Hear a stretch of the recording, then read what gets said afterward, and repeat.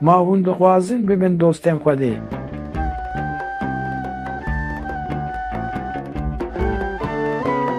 Vala xwe bidin, hûnê Xwedê bixwazin. Wî we afirand, û wî we ji bo xwe afirand, wî ji bo ku bibin hebd we afirand. Wî ne ji bo îbadet we afirandiye, lê ji bo ku hûn bextewar bin we afirandiye.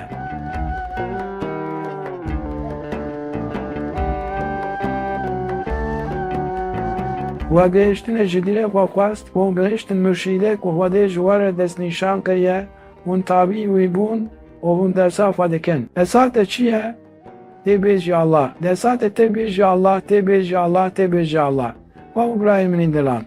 Wexta ku hûn serî sbêr hatibin, hûn karin ji vê yekek pişas bin. Di nava rojê de hûn çi kes bêhtir bibêjin Allah, hûnê hûn kes bextewariyê jiyan bikin. Bêjin Allah.